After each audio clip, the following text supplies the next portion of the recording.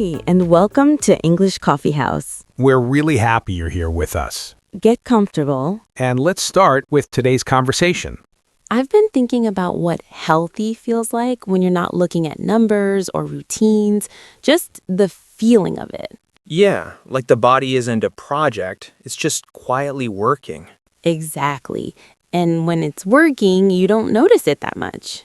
You notice ease more than anything, like walking upstairs and not negotiating with yourself the whole way. Or waking up and your first thought isn't, it's not even yay. It's just neutral, spacious. Neutral is underrated. People chase feeling amazing, but neutral is calm. It's a kind of peace. It's funny because when you say health, people imagine effort, discipline, schedules, but ease sounds almost lazy. Or fragile, like if it's easy, it can't be real. Right, like it doesn't count unless you suffered for it. I have that tendency. If something comes easily, I'm suspicious. I'll be like, okay, where's the catch? Same. I'll accidentally make things harder just to feel legitimate. It's such a strange thing we do. We turn the simplest needs into a performance. And then we call it self-improvement, which is not always bad, but it can get loud. Loud is a good word. Some versions of health are loud, the kind that takes over your whole identity. Yeah, it's like your entire personality becomes a water bottle. That made me smile, but I know what you mean. The I am my habits energy. And sometimes it's coming from a place of fear, like if I let go of control, everything will fall apart. There's also that quiet worry that your body's a problem to solve, like you're behind or failing. And that makes ease feel undeserved, like you didn't earn it. But there are moments when it does feel deserved, not in a moral way, but in a natural way. Like you slept enough, you ate something that didn't irritate you, you moved a bit, and then the day just fits. Fits. I love that. The day fits your body instead of fighting it. And your mind fits too, because when the body's tense, the mind becomes sharp in a bad way. Like everything is an emergency. Exactly. Tiny things feel like they're pressing on you. I notice it in my shoulders first. If my shoulders are up near my ears, I know I'm not in ease, even if I'm telling myself I'm fine. I get it in my jaw. I'll realize I've been clenching for an hour, like I'm holding in a confession. That's such a dramatic image for something so common. It's dramatic because it feels dramatic inside, even when nothing's happening. And then you do something small, like you drink water or you step outside, and suddenly it's like, oh, I'm back in my body. The back in my body feeling is real. Sometimes I think we live a lot in the head and just drag the body along. Like a suitcase. Exactly. And the suitcase starts making noises and you're like, why are you being difficult? Meanwhile, it's like, please, we've had coffee and stress for 8 hours. I'm begging you. The body has a very honest way of asking for things. It doesn't write long emails. It just complains. Or shuts down. Yeah, that's the scary one. When it stops complaining and just goes quiet in that heavy way. That's when ease feels far away. Not because it's impossible, but because it feels like a different language. And the idea of getting healthy can feel like standing at the bottom of a mountain. I felt that, where even basic things feel like effort. Like cooking something simple feels like a big plan. And then people talk about motivation, and it's like, you're already tired. Motivation isn't the missing ingredient, energy is. Or safety. Sometimes you need to feel safe before you can feel ease.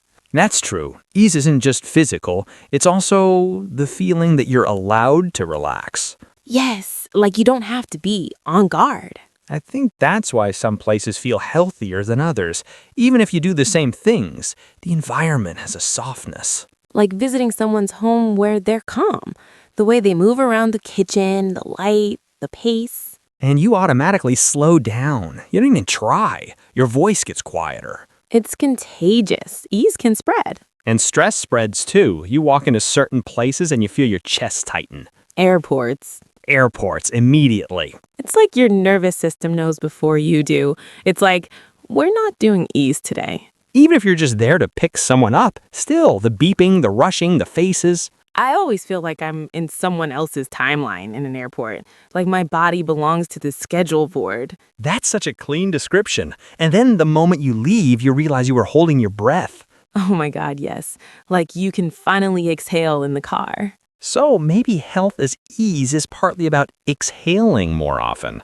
Not consciously like a technique, just living in a way where you can exhale. A life that lets you exhale.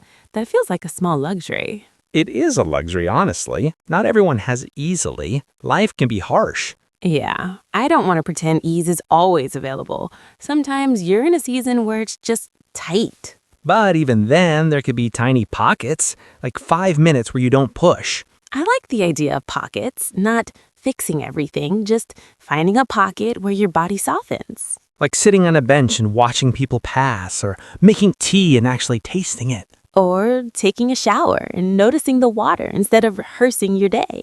That one is hard for me. My brain loves the shower. It's like a meeting room. The shower is where my mind writes speeches I'll never give. Same. I'll solve arguments that don't exist yet. And then you come out like, why am I angry? I was washing my hair. Exactly. And then you're like, okay, apparently my nervous system just did a whole workout. Which is funny because sometimes you finish a day and you're like, I didn't do much, but you're exhausted. Because you did a lot internally, that invisible effort. And ease is less invisible effort, less mental gripping. Less gripping, that feels right. Like your hand unclenches, but inside. I'm realizing how many ways we grip.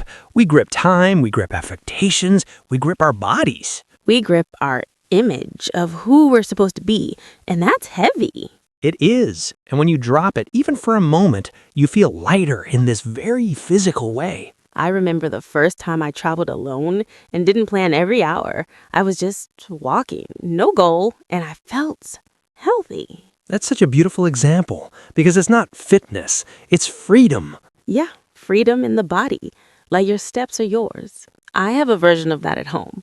When I go for a walk without tracking anything, no podcast, no steps, no productive purpose, just walking because the air feels good. And you come back and you didn't accomplish anything, and somehow you did. You accomplished being a person. That's the thing. We forget that being a person is not a task you complete. It's a state you return to. Return to. That word is so gentle. Because it implies you haven't failed if you lose it. You just come back. And the coming back can be quiet. It doesn't need to be dramatic. It's often not dramatic. It's like you notice you're tired, so you sit. That's it. Or you notice you're hungry, so you eat something real, not a snack you apologize for. The apology snacks. The little sad handful of crackers while standing. Why is it always standing? Because sitting would mean admitting you're taking care of yourself. That's true. Sitting is a form of respect. Yeah, like I deserve a plate. That sounds small, but it's not small. It changes the tone of your day. That's what ease is, I think. Tone. The tone of how you move through life. And health is when the tone isn't harsh. When you're not punishing yourself all the time. Or racing yourself. Or proving something. So what does ease look like for you lately? Like, not your perfect fantasy version, just the real one. Real one. It's been a lot of mornings where I wake up and I don't immediately reach for my phone. I just lie there for a minute. Not meditating, just letting my mind arrive slowly. That's a good one.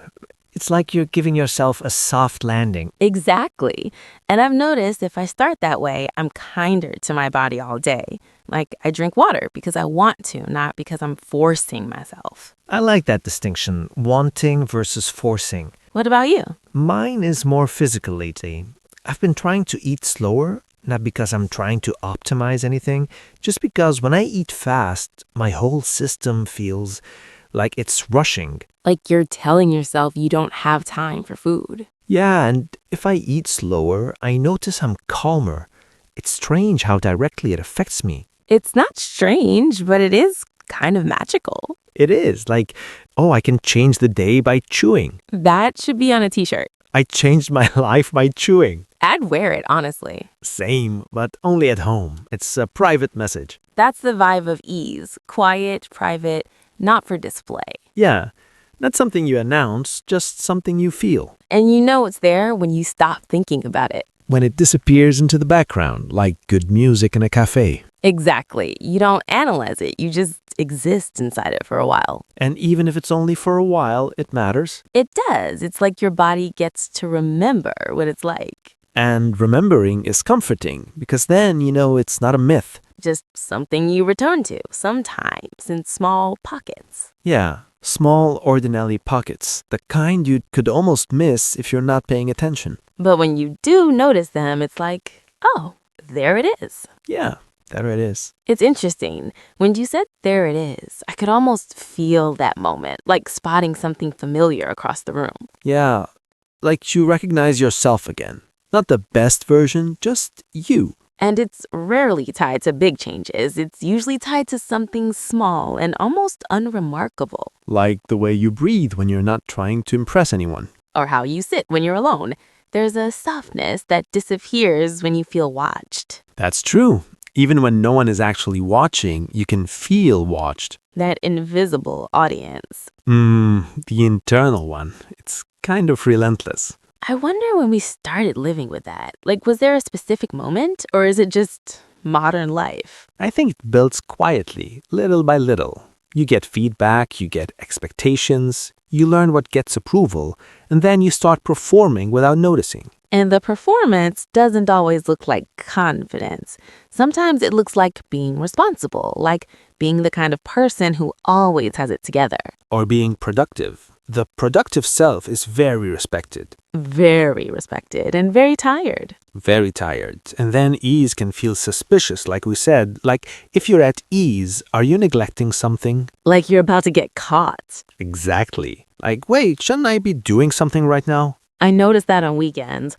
I'll sit down with a coffee and I can't fully enjoy it unless I've earned it with chores. Yes, the earning. It's a strange moral economy. And it shows up in health, too. Like, I can relax only if I've exercised, or I can eat only if I've been good. The language is so revealing, been good. Like you're a child and food is a reward. And then you end up in this mindset where taking care of yourself is conditional. Conditional care. That's a heavy phrase. It is. And it's common. People don't say it out loud, but you can feel it in how they talk. I used to do that with sleep. If I hadn't done enough during the day, I'd stay up later, almost like punishment. Wow, that's so honest. Like you didn't deserve rest. Yeah, it makes no sense. Sleep is not a luxury in that way, but emotionally, it felt like a reward I didn't qualify for. I've done versions of that too, not always with sleep, but with downtime. If I had an unproductive day, I wouldn't let myself watch a movie. I'd sit there, restless, scrolling, feeling guilty. Scrolling is like fake rest. It really is. It looks like rest, but it doesn't bring ease. Because your mind stays activated. It's like you're still in the world. And you're absorbing other people's lives, their bodies, their routines, their wellness. Their highlight reel of health. Which is often not ease. It's control dressed up as peace. That's a sharp distinction. Control dressed up as peace. I think it's why some healthy content makes me feel tense instead of calm. Yeah, because it comes with this subtle pressure. If you cared enough, you'd do this too. And then you start measuring yourself against it, and the measurement itself is exhausting. Which is ironic, because if health is ease, measurement is like the opposite direction. Exactly. The measurement pulls you out of your body and into your head. And then the body becomes an object. Like a thing you're managing instead of a place you live. I really like that. A place you live. It changes the mood completely. If your body is a place you live, then comfort matters, warmth matters, not just performance. It also makes you want to listen to it like you'd listen to a home.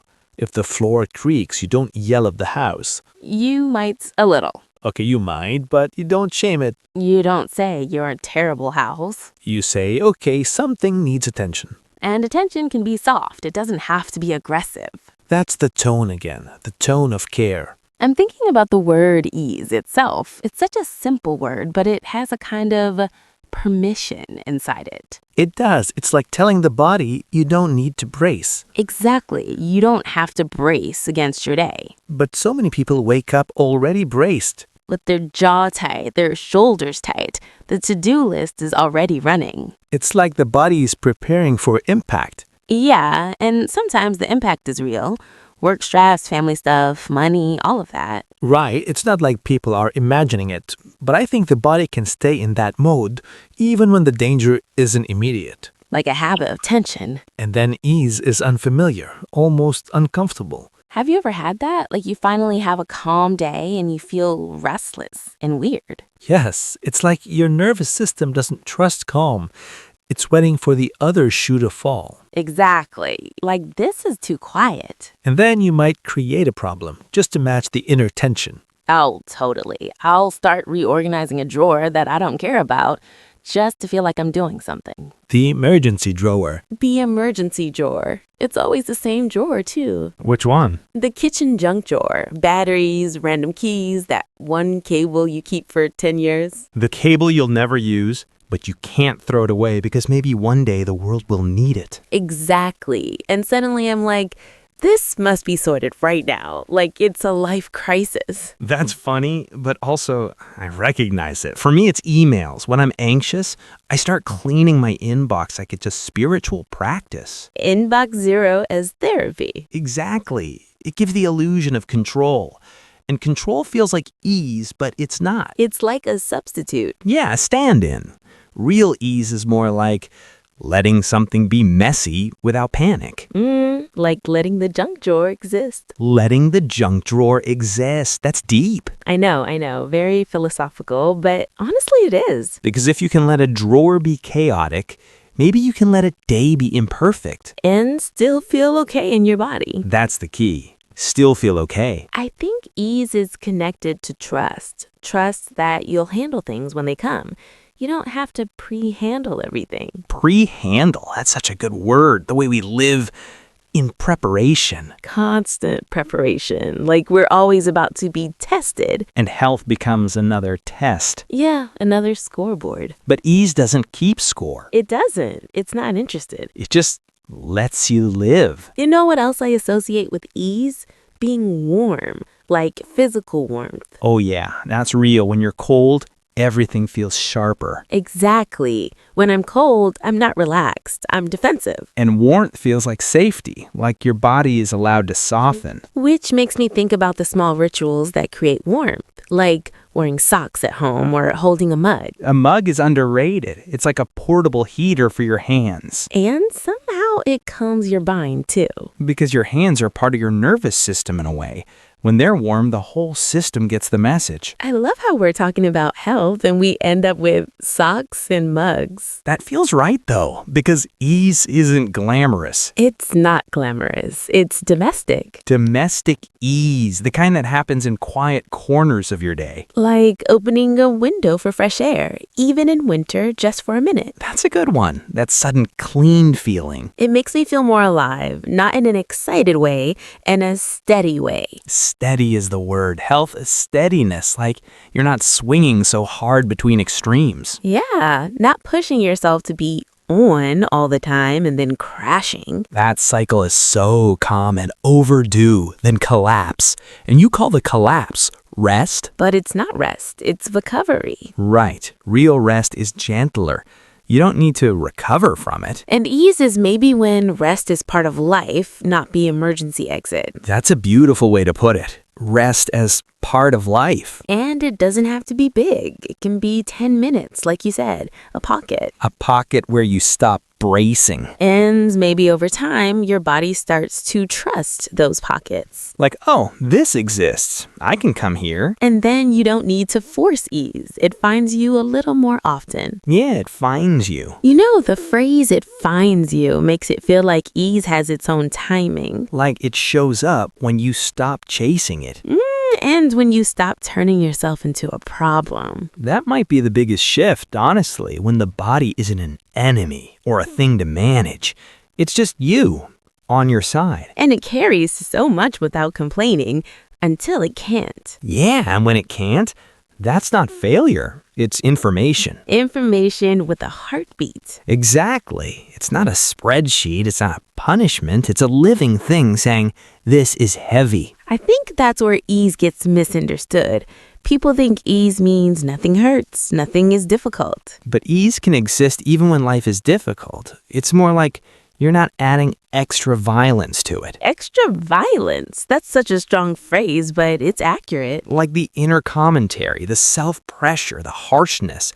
That's the extra part. The way we talk to ourselves in moments we'd never speak to a friend. Yeah, we'd never say, "Why are you like this?" to someone we loved, but we say it to ourselves casually. And it shapes the body. You can feel it land in your chest. The body hears everything, even when the words are silent. That makes me think about softness as health. Not softness as weakness, but softness as a way of staying intact. Softness as resilience. Yeah, like a tree that bends in the wind instead of snapping. That's a good image, because bending is not giving up, it's adapting. And you can't adapt if you're rigid all the time. Rigidity feels safe in the moment, but it costs space. It costs breath. And it costs joy, too, in a quiet way. Not happiness fireworks, just the ability to enjoy something small without earning it. Like a coffee you don't justify. Exactly, a coffee you don't justify. I had one of those yesterday. I was out walking and I stopped at this little place that smelled like cinnamon, and I realized I was already relaxed before I even ordered anything. That's the best, when you notice ease before the treat. Yeah, like it wasn't bought, it was already there. Maybe it was the walking or the air, just not rushing. Not rushing is huge. It's almost like a medicine, but I don't want to make it sound like a cure. No, I get it. Not rushing is a state. And when you're in it, your whole system feels more coherent. Coherence is such a good word for the body. Like everything is in the same room. Yeah, your mind isn't 5 steps ahead. Your body isn't being dragged. Your emotions aren't being ignored. It's all together. Togetherness. That might be the feeling I'm pointing to when I say ease. Me too. And it's subtle. It doesn't announce itself. It's like the background hum of a place where you're safe. Or like when you're with someone and you don't feel you have to perform. You could be quiet and it's not awkward. That kind of quiet is rare. It is. But when it happens, it changes your breathing. And then health feels less like a goal and more like a climate. A climate. I like that. Something you live inside. And climates can shift. Some days are windy, some days are calm. And you don't panic because it's windy. You just notice it. You maybe put on a jacket. Yeah, you adjust without drama. That's another part of ease. Less drama inside yourself. Less inner drama, more simple honesty. I'm tired, I need food, I need quiet. And letting those be normal statements, not weaknesses. I think that's what I want more of as I get older. Just normal care. Same. Not extreme care, not reinvent my life care. Just normal. The kind of care that doesn't require a new identity. Exactly. No big announcement, just small choices that feel friendly. Friendly is perfect. A friendly relationship with your body. A relationship where you don't keep trying to win. Where you stop negotiating every basic need like it's a special request. And you start trusting that meeting a need doesn't make you weak. It makes you human. Human. And maybe that's the simplest version of ease. Just being human without fighting it. And letting the day be ordinary. Letting it be ordinary and still enough. Yeah. Thanks for spending this time with us. We really enjoyed having you here and sharing this conversation. Keep listening And we'll see you soon. here at English Coffee House.